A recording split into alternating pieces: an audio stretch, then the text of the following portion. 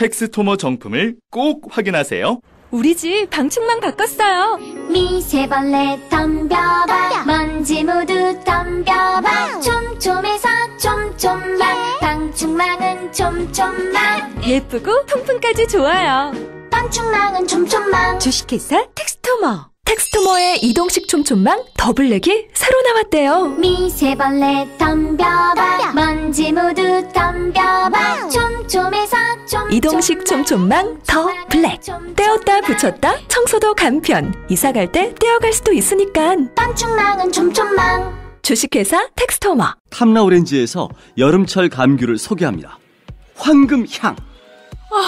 여름에 감귤이 이렇게 맛있을 수 있네. 탐라오렌지의 황금향.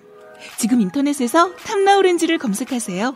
직접 드셔도 좋고 선물용으로도 최고입니다. 전화 주문도 가능합니다. 010-2827-3917 010-2827-3917 김진애 박사님, 여자의 독서 책 읽었어요. 어떠셨어요? 한마디로 여자의 피를 끓게 하는 책? 읽으면서 뭔가 울컥하더라고요. 저도 그런 심정으로 책을 썼습니다. 저는 여자들이 좀 지레 겁을 먹지 않고 살았으면 좋겠어요. 완벽하게 홀로 서기를 바랍니다. 더 멋지게 실수하고 더 근사하게 자라면 좋겠어요. 책을 읽으면 그게 되죠? 여자의 자존감을 깨우는 책 읽기. 여자의 독서. 다산북스.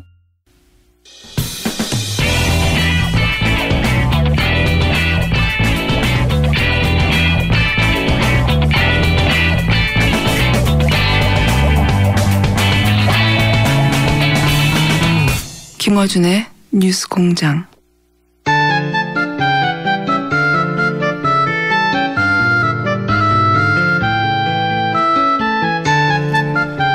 자, 가장 많은 문자가 오는 시간입니다.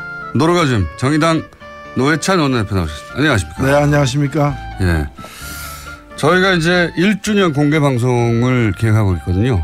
네, 언제죠? 그게 이제 9월 20 며칠인데 26일인가 그렇습니다. 네. 예. 저희가 이제 공개 방송을 할 때, 노회찬 대표님이 나오셔서 첼로를 연주할 거라고 저희 작가들이 다 굳게 믿고 있습니다. 제가 얘기했죠, 그때. 예. 하겠다고. 우리 김어준 공장장께서 네. 정의당 입당하면 제가. 자, 그럼 하루 입당했다가 후탈당하겠습니다. 예. 그럼 제가 한 마디만 켜겠습니다. 도 뭐 이런 거 있잖아요. 자, 말씀 이렇게 하시면 아마 맹렬히 연습에 들어가실 거예요. 기대해 주시고요.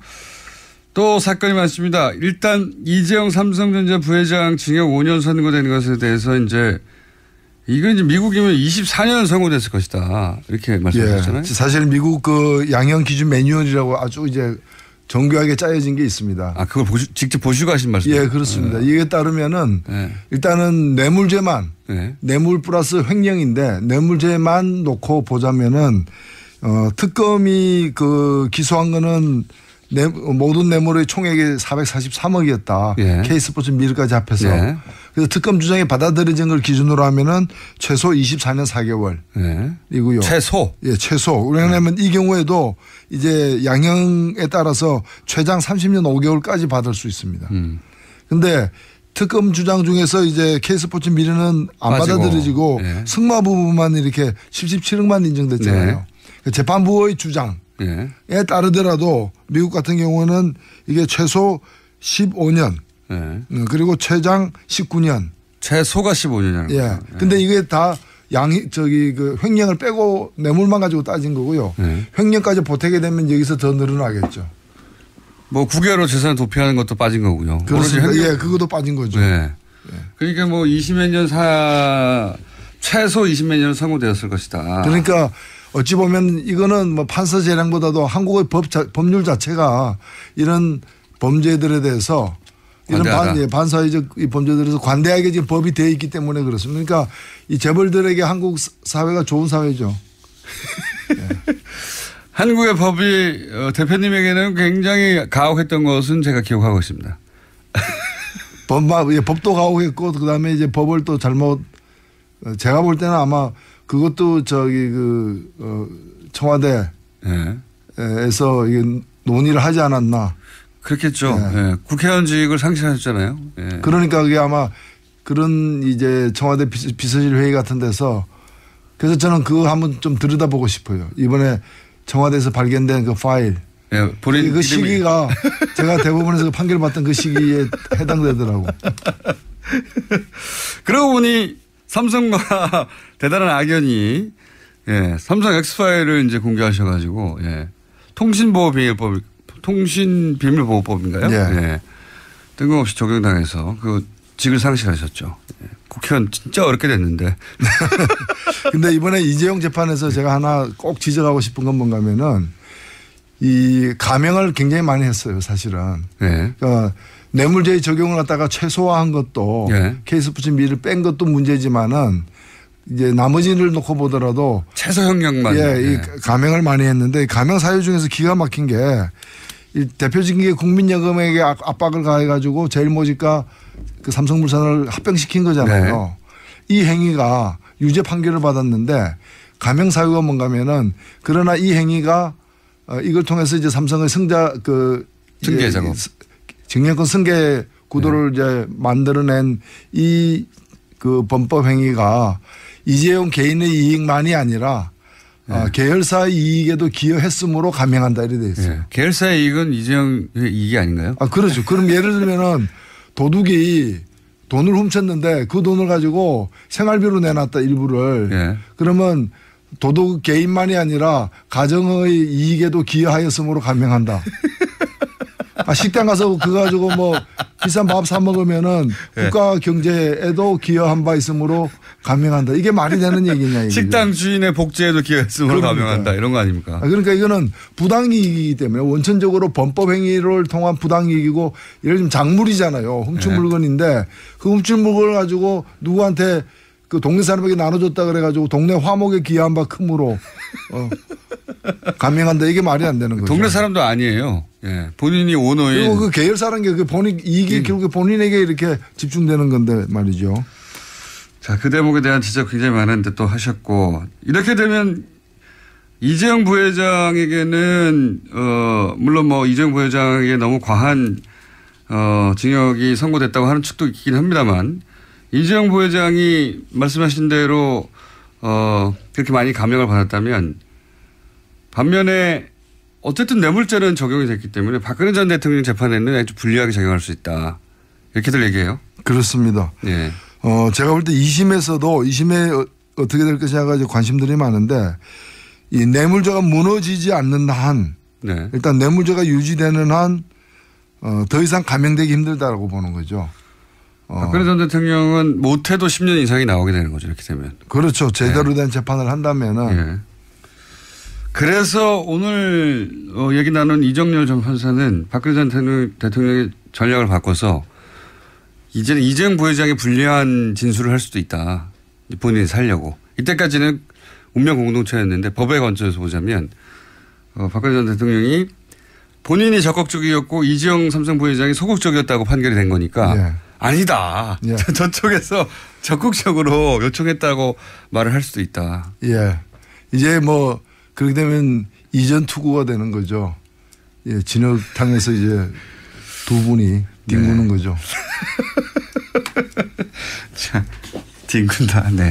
제가 한 말 아닙니다. 자, 다음은 안철수 전 대표가 일각에서는 1차 통과 못하는 거 아니냐. 그 결선 투표까지 가는 거 아니냐고 했는데 턱걸이로 51%로 넘어갔습니다. 넘어가서 결선 없이 당선이 됐는데 이거 어떻게 해석하십니까? 51%. 뭐 선거란 것은 어쨌든 한 표라도 이기면은 그렇죠. 승자가 되는 것이고 룰에 의한 것이니까 큰일 날 뻔한 거죠. 어찌 보면은. 큰일 날 뻔했죠. 조금 못 얻었으면 결선으로 가는 거고 결선 갔으면은 이번 그 득표 결과를 보니까 결선 갔으면 이기기 힘들었던. 그렇죠. 51%가 아니라 49%였으면 51%가 다른 쪽으로 갔다는 얘기가 되는 거니까. 근데 여하튼 이겼으니까 뭐 이긴 데에는 그냥 넘어가는 거죠. 어쨌든 당선 자체는 성공이라고 볼 수 있는데 또 이게 지금 만만치가 않겠다 싶은 게 저도 한번 얘기한 적이 있는데 한 분 제외하고 여성위원장 한 분 제외하고는 근데 여성위원장은 또 안철수계로 분류되지 않아요. 안철수계로 분류되는 최고위원들은 다 원외 국회의원이 돼본 적이 없고 보통 국회의원들은 이런 분들을 국회의원 지방생이라고 막 이렇게 낮춰 부르는데 국회를 경험한 적 없고 그리고 이제 지도부가 됐는데 아무도 본회의장에 못 들어가고 법안도 제출할 수 없고 표결에도 참석할 수 없고 이러면 나머지 40여 명에 이르는 국회의원들이 이 지도부의 판단을 존중할 것인가 경험상 어떠십니까? 예, 이게 좀 불안정 요소가 아무래도 있는데 이 당이 처음 만들어지는 어떤 동기, 네. 배경 자체가 그 안철수 대표의 어떤 대권 도전을 위해서 만들어진 거 아닙니까? 본질은. 네. 그렇기 때문에 이 당의 어떤 정체성 자체가 그 안 대통령 만들기였기 때문에 아무래도 안철수 대표 중심으로 하는 쪽과 또 여기에 소극적이나 반대하는 쪽으로 분리될 수밖에 없는 거죠. 그래서 지도부와 현역 의원들이 분리된 셈이 됐어요. 지금은. 사실은 그 지도부도 이제 안철수 1, 안철수 2, 안철수 3 이렇게 되는 거기 때문에 네. 다 이제 여러 세력들이 연합으로서의 한 또 주류를 형성하고 있는 게 아니고 네. 그냥 안철수로 대표되는 이제 구심력 있는 그런 세력이라고 봐야죠. 최고위원들은 이렇게 되면 사실 안철수 전 대표의 뜻에 누구도 거스를 생각도 없고 거스릴 수도 없고 그러니까 안철수 최고위원들은 있지만 안철수 대표 혼자 있다고 봐야 되는 거죠. 그렇죠. 안철수 친정 체제고 네. 그렇죠. 안철수가 대표 아닙니까? 네. 전체를 또 대표하고 그런 여기 서느냐 제가 이제 궁금한 것은 왜냐하면 제가 이제 국회의원들이 예. 본회의장에 못 들어오는 최고위원들이나 예. 본회의장에 못 들어오는 지도부에 대해서 무시하는 경우를 많이 봐왔거든요. 예, 그래서 안철수 대표가 일단은 지방선거, 예. 지방선거를 어떻게 돌파하느냐가 막 관건일 것이고, 그 다음에는 이제 뭐 경우에 따라서는 그 보궐선거, 재보궐선거 같은 데 출마할 수도 있겠죠. 다시요? 본인이 직접? 뭐 정치인이 그럴 가능성도 있죠. 정치인이니까. 그 지방선거가 이제 그 가장 큰 통과해야 될 지금 1차 목표이기 때문에 그래서 더 그렇겠지만 자유한국당과 국민의당과 바른정당이 이렇게 저렇게 합친다. 뭐 각자 백가정명이에요. 각자 아이디어들이. 그런 가운데 그 홍준표 대표하고 안철수 대표도 대표로 처음으로 만났죠. 후보 대 후보로 만나다가. 예. 굉장히 재밌는 장면이었는데. 논평하실 부분 없습니까? 이제 뭐 다 같이 야당이 된 거죠. 예. 야당이 됐기 때문에 한때는 경쟁 관계였지만 이제는 또 동병상련의 어떤 그런 뭐 관계도 있을 수 있는 근데 거죠. 근데 워낙 토론의 자리에서 두 양반이 각을 크게 세웠고 뭐 서로 쳐다보지 않는다고 하고 뭐 왜 안 쳐다보냐고 하고 이렇게 계속 티격태격 했지 않습니까? 근데 국회의원 일반 국민들 입장에서는 야 그렇게까지 하다가 또 화기애애하게 서로 끌어안으니까 그리고 이분들은 일반 국민이 아니잖아요. 특수 국민이죠. 정치인인데 얼마든지 이거는 상황에 따라서 이제 적응을 굉장히 빠르게 잘 하는 분들이니까요. 지금은 뭐 사안별로 연대해야 될 어떤 그런 보수 야당의 어떤 그런 대표자들이죠. 이렇게 되니까 그러니까 지금 아까 이제 명예 서겠느냐 하는 질문도 드렸지만 지도부가 원내에 없다. 그래서 의원 회의할 때도 지도부 아무도 못 참석하고 뭐 이런 여기 서겠냐고 하는 가운데 실제 또 호남 지역 의원들이 안철수 대표의 첫 행보에 동참을 안 했어요. 예. 예, 그건 뭐 아마 필수 참석 어떤 직책 이게 그분들이 없어서 그랬을 걸로 보여지고. 근데 보통 이게 당대표 새로 선출되고 나면 이렇게 쫙 서가지고 가지 않습니까? 그분들이 쏙 다 빠졌다고. 아무래도 경선을 치렀기 때문에 또 그런 면도 있겠죠. 그런데 그 의원들 중에 비호남 수도권 지역 의원들은 또 안철수 대표 지지 세력으로 보통 분류되기 때문에. 수도권이 없습니다. 근데 한두 분밖에. 비례 대표들이 있죠. 예. 그래서 그런 분들은 원내에서 또 그 대표의 어떤 의향을 반영할 가능성도 있다고 보여집니다. 전망은 어떻게 하세요? 이렇게 돼서 이제 어쨌든 합종 연행하려고 여러 가지 구상들이 나오지 않습니까? 뭐 친문 친박 제외하고 다 모여라 하는 그런 시나리오 하고 맥이 통하는 시나리오도 나오고 안 된다. 바른정당 중심으로 국민의당과 붙어야 된다는 주장도 나오고 아니다. 자유한국당에서 일부 나오고 바른정당, 국민의당, 안철수계 합쳐서 또 새로운 당을 만들어야 된다는 도 나오고 막 다양하게 나와요. 예, 그만큼 이제 기반이 불안정하고 지형 자체도 이렇게 이제 불안정하다는 뜻인데 제가 볼 땐 그 사실 이 일이 처음이 아니지 않습니까? 예, 이런 시도 오랫동안 이번 대선 이전에도 뭐 헌법 개정이라거나 임기 단축이라거나 뭐 이런 여러 가지를 가지고서 예. 또는 이제 제3지대라고 불렀죠. 그 제3지대라는 사실 미명하에 그 뭐 이렇게 혼자서 뭐 되기 어려운 분들이 다 모이자. 혼자서 되기 어려운 분들. 그 결론은 뭔가 하면 되는 일이 없다거든요. 예. 저는 이번에도 그 같은 결론이 나올 거로 보여져요. 그 세 당이 합쳐지는 거는 그렇게 쉬운 거의 성사되기 힘든 일이 아닌가. 시나리오는 많지만 어려울 것이다. 예, 세 당이 온전히 합쳐지는 일은 없다고 저는 보고요. 당은 그대로 있고 후보만 뭐랄까요 서로 조율해서 내는 경우는 어떻습니까? 예를 들어서 자유한국당이 강한 후보를 가지고 있는데 당신은 그럼 서울에 나가시고 그러면 나머지 두 당은 서울에는 안 낼게 뭐 이런 식으로. 그게 굉장히 복잡한 게 사실은 이 수학을 해야 되는. 그런데 네. 그 합의가 이루어지기가 그렇게 쉽지는 않을 거라고 저는 보여집니다. 다 어렵다고 보시는군요. 예. 해보신 경험에 의하면 과거에. 예. 아니 그러면은 서울에 자유한국당 나가고 예. 그럼 경기도는 이제 바른당 나가고 어차피 뭐 지사가 있으니까. 예. 그런 식으로. 예. 그러면 부산에 그럼 국민의당 나간다는 얘기는 국민의당 입장에서는 아무것도 하지 말란 얘기 같은 합의죠. 그래서 국민의당의 안철수 대표가 나가야 된다고 박지원 전 대표가 주장하는 것 같기도 하고요. 그렇게 서로 역할 분담을 하기 위해서. 예. 그게 가능하겠습니까? 그거는 거의 뭐 괌 포위사기 가는 게 아니라 괌 한복판에 핵폭탄 터뜨리는 것으로 받아들여질 텐데. 가능하기 어려울 것이다. 예, 이거 예전에 사실은 지금의 민주당이 야당 시절에 정의당이나 진보정당과 그 야당 후보 단일화 뭐 이런 노력 일환으로 많이 시도했다가 그렇게 성공적이지 않았던 과거가 있죠. 예, 뭐 그때하고 좀 경우의 차이는 있다고 보여지는데, 예를 들면 합당 같은 것도 잘 안 되지 않습니까? 그게 쉬운 일이 아니지 않습니까? 물론 지금 유일하게 가능성이 있는 것이 자유한국당과 바른정당의 어떤 특정한 어떤 뭐 박근혜 전 대통령 제거라거나 여러 가지 특정한 어떤 상황이 창출되게 될 때 그 중에 또 일부 내지 다수가 흔들리거나 하는 상황은 올 수 있으리라 보여지는데 그 이외에 이 세 당이 함께 움직이는 지형의 변화는 다들 이제 자기 중심적으로 생각하고 자기들이 다른 당은 나아지지 않겠지만 우리는 앞으로 남은 기간 동안 나아질 수 있다.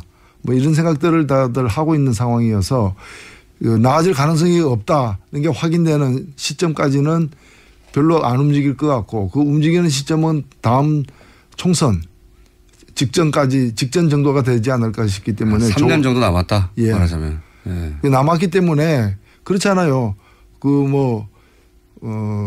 다시 도전해보고 싶은 생각들이 이제 다시 있는 거죠. 어렵다는 게 전망이십니다. 자, 어제 법사에 계시니까 또 이 질문을 드려야 되는데 이유정 헌법재판관 후보자에 대해서 보고서 채택이 안 됐습니다. 일단 이유정 후보자는 어떻게 평가하십니까?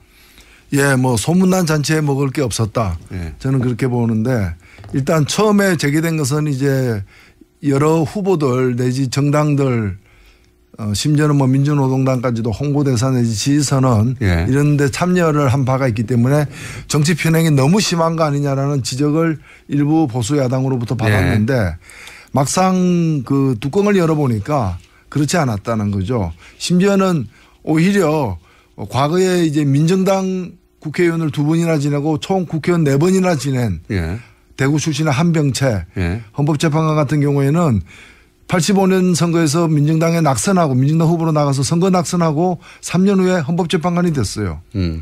뭐 그건 평민당 출신도 이제 그런 분이 계셨고 그래서 국회의원을 아예 했던 분들도 나왔다. 예, 예. 당적을 가졌던 분들도 나왔는데 제가 이유정 이 후보자에게 당적 가진 적 있냐 하니까 없다 그러는 거예요. 그리고 수백 명이 이렇게 그 지지하는 그런 어떤 선언에 소수 약자들을 대변하는 정치 세력이기 때문에 이름을 올렸다. 뭐 이런 정도 가지고 정치 편향이 있다고 볼 수 없는 것이고요. 그다음에 경제적으로 뭐 몇 가지 흠이 있는 거 아니냐 했는데 다 소소한 뭐 딸에게 유학 비용으로 송금한 것이 딸이 이제 뭐 갑자기 이런 일 당하니까 계좌 하나를 갖다가 이제 신고를 덜 하고 나중에 신고한. 근데 이 액수가 다 뭐 증여세를 갖다가 내지 않기 위한 어떤 불법 증여나 이런 흔적을 찾기 힘들었기 때문에 문제가 없는 거고 유일하게 남은 게 한 4년 동안에 주식 투자해서 10억 벌었다는 건데. 그런 실력도 있습니까? 예. 이제 그게 이제 국내 경제 사정에 왜 계속 그쪽으로 안 하고 이쪽으로 왔느냐 뭐 이런 질문이 왜 외래는 법피처럼 안 하고 왜 또 헌법재판관 되려고 하느냐. 근데 뭐 그런 얘기 할 수는 있지만 거기 불법이 없는 한. 예, 그렇죠. 그러니까 이게 지금 뭐 보고서 채택을 안 했는데 보면 이게 다 법사위인데 그래도 기본적으로 우리가 무죄 추정의 원칙이라는 게 있잖아요. 증거가 나오기 전까지는 무죄로 추정을 해야 되고 또 판결이 내려지기 전까지도 그래야 되는데 여기는 보면 유죄 추정의 원칙이에요. 아니라는 게 확실시 않은 다음에는 무조건 유죄로 추정하겠다. 당신은 안 된다. 뭐 이런 거라서 제가 볼 때는 야당들이 뭐 보고서는 채택 안 했지만 이 끝까지 이렇게 강하게 반대할 명분, 이유를 찾지 못했다. 이렇게 보여집니다. 그러니까 한마디로 잡아내지 못한 거군요. 예. 뭐 어찌 보면은 좀 많이 이렇게 8명 중에서 보수가 6명이나 되고, 그리고 뭐 5명 이상이 서울대 법대 출신이고, 뭐 이런 여러 가지 상황을 또 그 한 명을 빼고 다 남성이고, 뭐 이런 걸 볼 때 오히려 균형을 잡아줄 적절한 이 인선이었다. 저는 그렇게 생각됩니다. 그런데 채택이 되긴 될까요? 지난 경험을 보면 이게 이제 대중적으로 이슈가 되면 어떻게든지 길게 끌고 가고 사람들이 관심이 없으면 금방 통과되더라고요. 근데 일단은 이거는 뭐 대통령이 그냥 임명해도 되는 경우이기 때문에. 그렇긴 합니다. 예, 뭐 그렇기 때문에 며칠 기다릴 것 같아요. 근데 김희수 헌법재판관 그 문제가 더 먼저 지금 표결에 오르지 않겠는가. 아직도 벌써 거의 2달째 그냥 공전하고 있는데. 그리고 이 자리에서 이 발언도 화제가 됐습니다. 친박계죠. 오선이나 됩니다. 정가윤 의원이 문재인 대통령이 헌법을 지속적으로 위반해서 탄핵해야 한다고 주장을 해가지고 또 크게 화제가 됐어요. 어떻게 보십니까? 그 자리에 계셨는데. 예, 글쎄요. 저도 뭐 신문에서 봤기 때문에. 그 자리에 안 계셨군요. 예, 발언할 때는 저의 발언 후에 발언을 한 건데 뭐 그렇게 크게 화제가 되지는 않았어요. 그 종편에서는 크게 화제가 됐습니다. 예? 종편에서는. 그거는 화제라기보다는 화제를 일으킨 거죠. 불을 질른 거죠. 뭐. 뗄감이 없으니까 이런 거 가지고 이제. 그리고 포탈에 이게 기사가 올라가게 댓글이 엄청 많이 달리긴 했습니다. 예, 그거는 봤습니다. 봤는데 뭐 제가 볼 때는 뭐 그런 또 생각을 가진 분도 있구나. 굉장히 드물긴 하지만. 드물긴 하지만. 저는 이 심리가 궁금해요. 그러니까 본인도 탄핵이 실제로 자신이 한 근거대로 될 리가 있다고 생각하지 않았을 거 아닙니까? 설마 오선이나 국회의원 하신 분이 탄핵 사유 몇 가지 얘기하고 정말로 이런 사유로 문재인 대통령이 지금 탄핵이 될 거라고 생각 안 했겠죠. 그죠? 그러니까 본인도 본인이 한 말이 그렇게 될 거라고 생각 안 하잖아요. 안 하죠. 근데 이제 본인도 본인의 주장을 믿지 않으면서 왜 이런 주장을? 그 당 대표도 그런 얘기를 한 번 한 적이 있는데 임기를 못 마칠 거다. 그렇죠. 그런 얘기. 탄핵 당할지 모른다. 뭐 이런 게 마치 이제 자신들이 당했기 때문에 아직도 그 충격에서 그 외상후 스트레스에서 못 벗어나는 거죠. 못 벗어나는 거고 뭐 그걸 또 보복을 했으면 하는 그런 좀 저열한 그런 복수심 같은 게 이제 있을 수도 있겠죠. 복수심에서 한 말이다. 자, 오늘은 그러면 잔잔하게 진행되고 있는데, 예, 한 가지 마지막으로 더 여쭤보고 끝내겠습니다. 서울시장에 안 나가시나요? 저는 지금 창원 시민이자 경남 도민인데, 예의가 아니죠. 서울시장은 어떻게 전망하십니까? 서울시장. 박원순 서울시장은 아무래도 다시 나올 것 같고, 서울시장은 어떻게 각축이 이루어질까요? 글쎄요, 지금으로서는 뭐, 어찌될지 모르죠, 솔직히. 그렇긴 하죠. 예, 예. 워낙에 이제, 변수들이 있기 때문에, 네. 좀 연말 가야 아는 게 아닌가. 지금으로서는 모른다. 본인들도 아마 그렇게 얘기를 다 하시는 것 같고. 정의당에서도 후보를 낼 거죠? 당연히 내야 되겠죠. 네. 예. 당연히 내야 될 텐데. 예. 누가 나옵니까? 그것도 사실은 굉장히 이제 변수가 많죠. 자유한국당에서 누가 나올까요? 글쎄요, 뭐 나오려고 하는 분이 있나요? 나오려고 하는 분이 있나요?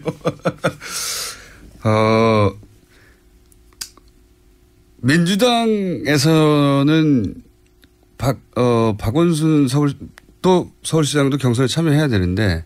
예. 박원순 서울시장의 가능성이 높겠죠? 경선을 통과할 현재 기준으로 보자면?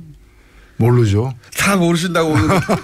아니요, 뭐, 이제 박원순 시장도 거취 문제에 대해서 연말까지 정하겠다라고 일단 예. 최근에 공식 입장한 그거. 부인하지는 않는 걸로 보아서는 황교안 어떠십니까? 황교안. 지금이 유신 시대가 아니잖아요. 본인 이제 트위터, 페이스북인가 같은 SNS 활동도 제법 적극적으로 하시고 뭔가 뜻이 있는 것 같은데. 그거야 글쎄요.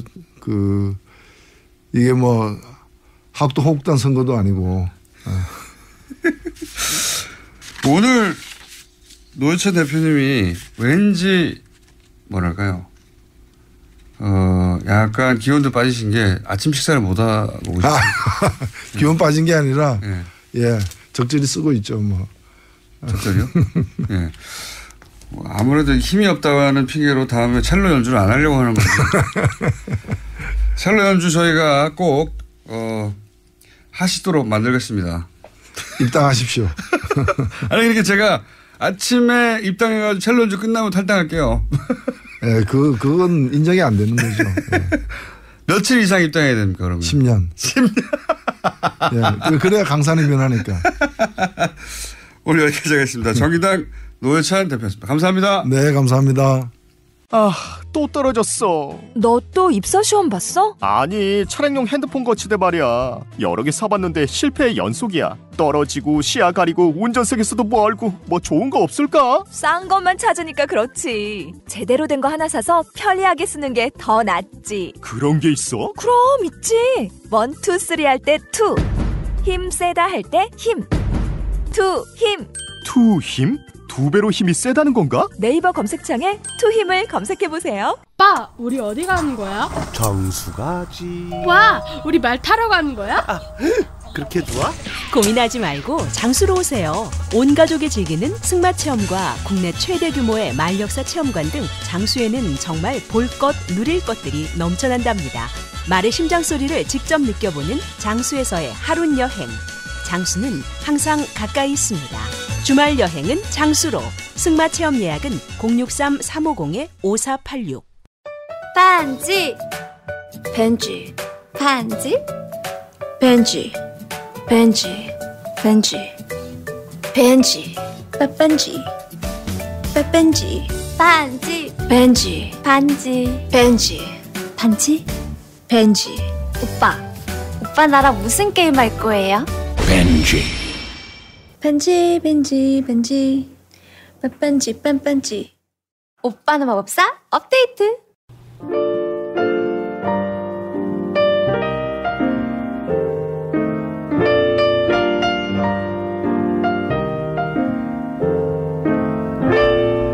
불친절한 AS.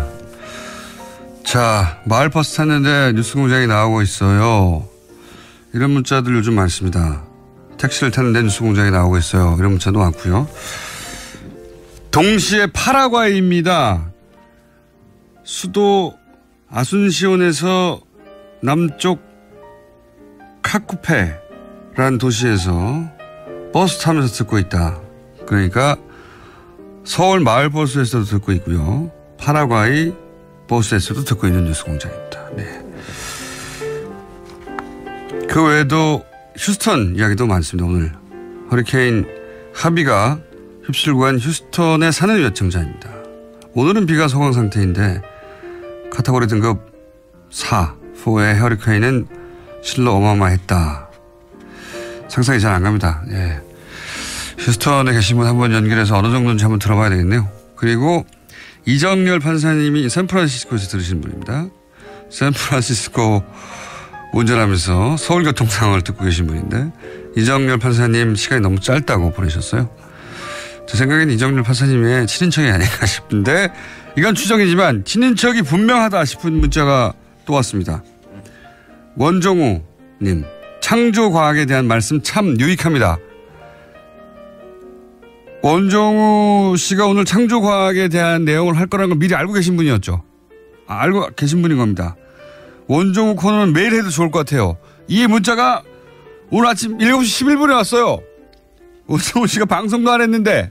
네. 친인척 아니면 본인이 확실합니다. 네. 그리고 이 문자를 꼭 소개하고 싶네요.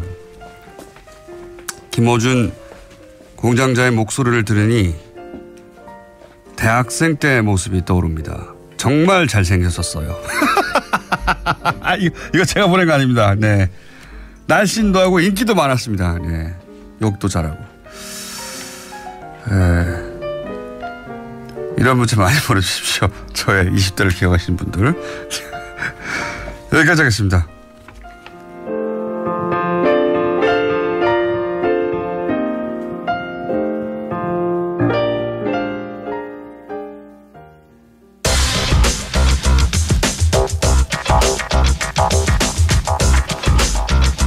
원종우 씨 나오셨는데 안녕하십니까? 안녕하세요.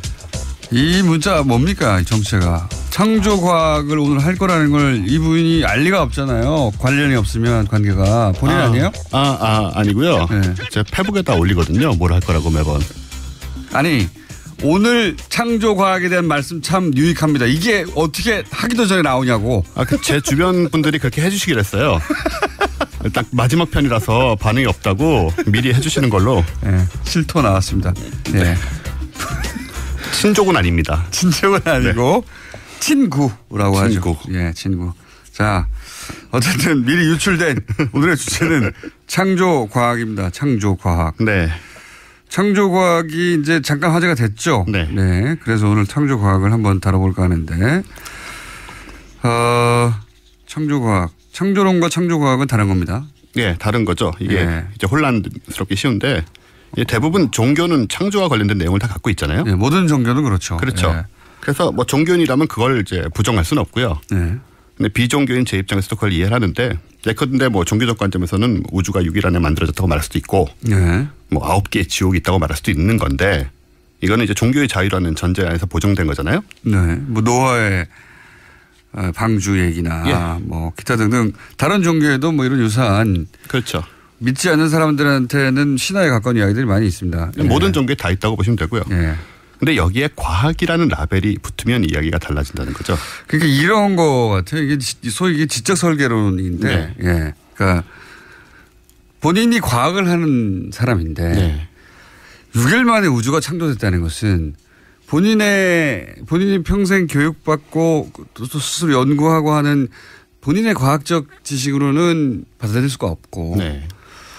그런데 신의 존재를 부인하기에는 또 본인의 신앙심 때문에 안 되고 그 사이에 타협점을 찾아낸 이론이 아닌가. 그 타협점을 찾아낸 것처럼 굉장히 좀 수준이 낮은 방식입니다. 솔직히 말해서 이건. 그래요? 왜냐하면 왜냐하면 창조과학계에 투신한 과학자들도 많은데 예, 그런데 실제 박사학위도 없는 원종우 씨가 그렇게 그렇습니다. 말한다는 것은 네, 재미있는 점은 뭐냐면요.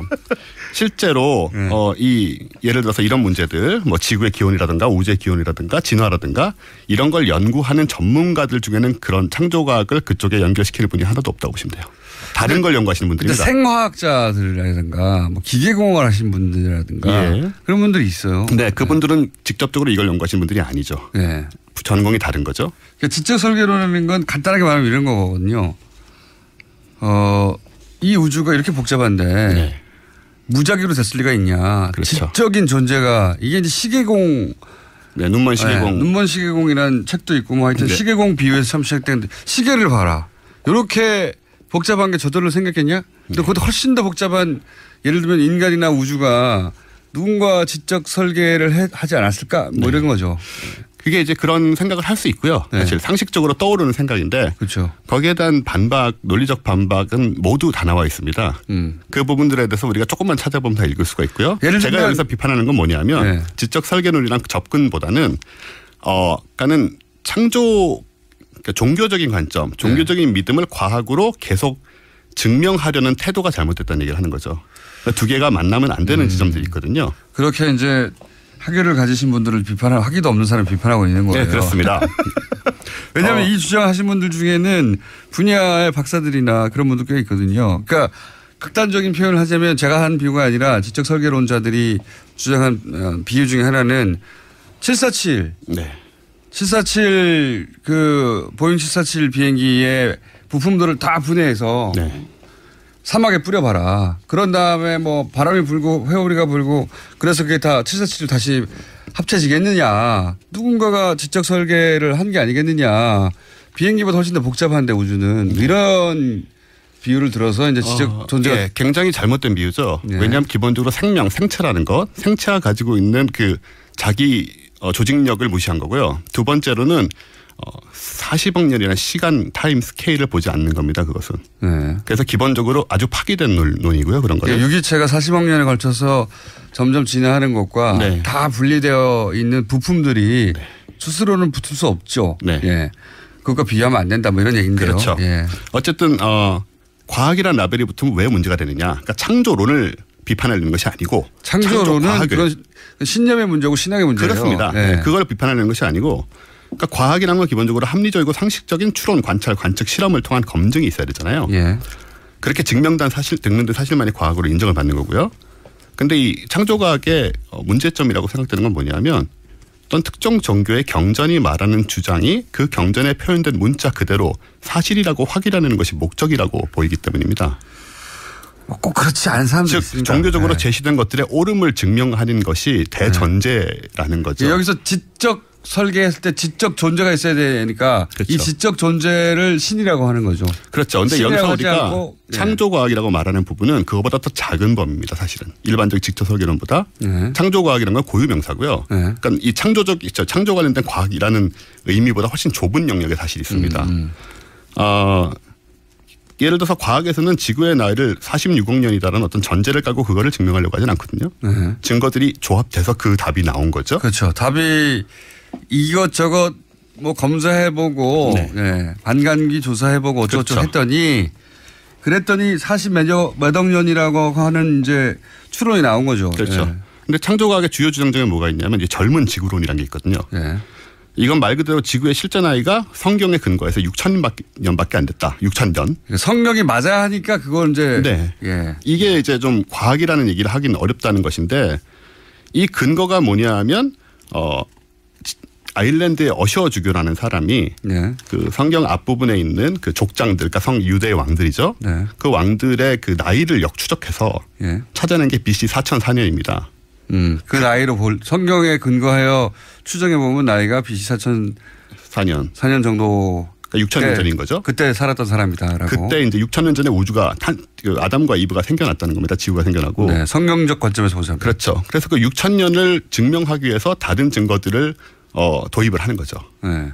그리고 6,000년이 아닌 증거는 배제하는 거죠. 사실. 배제하는 거죠. 그래서 이 젊은 지구로는 어떻게 되냐면 46억 년이 6,000년으로 이제 압축돼야 되잖아요.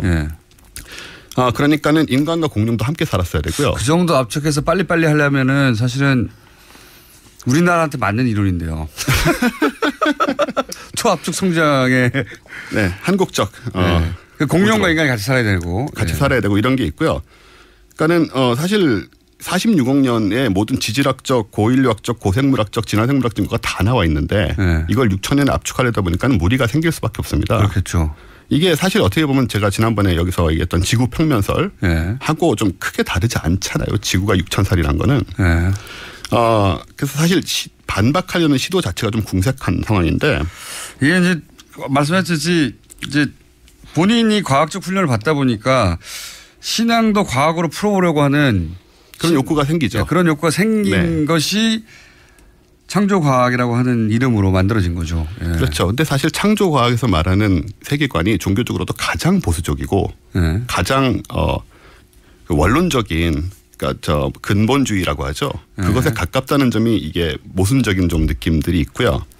이게 철학적인 레벨에서 접근해야 한다는 뭐 이런 얘기도 있어요. 그러니까 지적 설계론이 이게 이제 유신론과 무신론을 과학적으로 접근해 보려는 시도다. 이렇게 거창하게 얘기하기도 합니다. 예. 그러니까는 철학으로 가면 되는데 과학이란 것은 아주 구체적이고 특정한 사고하는 방식이거든요. 그래서 그런 점에서 이제 문제가 생긴다는 것을 많은 과학자들이 주장을 하는 거고 그리고 그럼 기독교인 과학자들이 전부 창조과학을 믿거나 창조과학에 경도되느냐면 그렇진 전혀 않고요. 제가 아는 과학자들 주변에도 기독교인들이 꽤 있습니다. 근데 이분들이 지구의 나이가 6,000살이라는 생각 같은 거는 거의 대부분 하지 않고 훨씬 대국적이고 큰 그림에서 성경을 받아들이고 혹은 자기 경전을 받아들이고 어떻게 그 소위 이제 성경의 문구 하나하나와 본인이 가지고 있는 과학적 지식을 그 괴리가 생길 때 어떻게 해결합니까? 신앙을 가진 과학자들은. 쉽지 않은데 성경의 문구 하나를 전부 받아들이려면 돼지고기도 먹으면 안 되잖아요. 그렇죠. 여러 가지 굉장히 많은 문제가 생깁니다. 그래서 이걸 이제 현대적으로 접근을 해서 과학자들 제가 아는 과학자들 같은 경우에는 과학이 풀어내지 못하는 지점이 있습니다. 예를 들어서 우주론 같은 경우에 빅뱅은 왜 일어났나? 혹은 빅뱅 이전에는 그럼 뭐였나? 뭐 빅뱅 이전에는 뭐가 있었나? 이런 것들은 물리법칙이 빅뱅에서 붕괴되기 때문에 그 이전으로 돌아간다는 게 의미가 없어지거든요. 이 지점에 자신들의 신을 놓으세요. 그러니까 기존의 과학 이론들에 대해서는 받아들이되 지금 현재 과학으로 해결할 수 없는 부분에 신을 놓는다. 그렇죠. 그래서 뭐 왜 간편하네요. 예, 그렇게 얘기할 수도 있고 어떤 의미에서는. 네. 어쨌든 간에 지금의 우리 과학과 모순되지 않는 그래서 그런 스탠스를 취할 수가 있는 거죠. 그래서 저는 이것은 어쨌든 신앙을 가진 사람으로서 최선의 형태라고 생각을 하고요. 그런데 이제 창조과학은 그게 아니라 적극적으로 그 경전에 맞추려고 한다. 과학을. 네, 그렇죠. 뭐 그랜드 캐년이 노아의 방주 때 그 홍수 때 생긴 거고. 이렇게 그렇게 주장도 합니까? 네네. 이렇게 아주 구체적인 사안들을. 그러면은 노아가 미국에 살아야 되는 거 아닙니까? 노아가 뭐 원체 홍수가 이스라엘 쪽 아니었나요? 그게 이제 전 지구적으로 벌어진 홍수니까 뭐 여기저기 그렇게 자국을 남겼다. 그래서 이제 그랜드 캐년이 이제 그래서 생겼다는 주장을 하시고. 그러니까 이런 식이라고 생각하시면 돼요, 매사가. 그러니까 너무 구체적인 사안들을 전부 이제 일일이 입에 맞춰가지고 하다 보니까는 무리가 생기는 것이고 비과학적인 요소가 안 생길 수가 없죠. 그러니까요. 이 창조 과학이라는 게 제가 알기로는 미국에서 출발한 것인데 우리나라에서도 한 10여 년 전에 만들어졌잖아요. 네, 꽤 됐습니다. 예. 거기에 과학이라는 이름을 붙었기 때문에 참여하신 분들은 사실은 이공계 출신의 학자들입니다. 그렇죠. 일단 여기서 우리가 좀 짚고 넘어갈 게 뭐냐면 뭐 저는 종교를 부정하는 사람은 아니고요. 근데 종교는 기본적으로 믿는 행위가 전제지 않습니까? 근데 과학은 의심하는 행위가 전제거든요.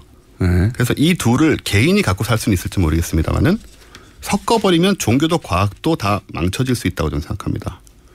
무신론자시죠? 네, 무신론자입니다. 네, 저도 무신론자이기 때문에 이거는 둘이 붙어서 얘기하면 유신론자가 없기 때문에 불공정한 방송이나 재미는 있습니다.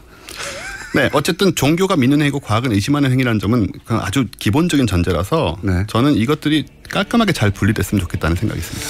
오늘 굉장히 진지하게 늦게 헐레벌떡 들어와서 이것이 재미없을 걸 알고 일단 여기서 끝내야 되거든요. 안녕. 안녕.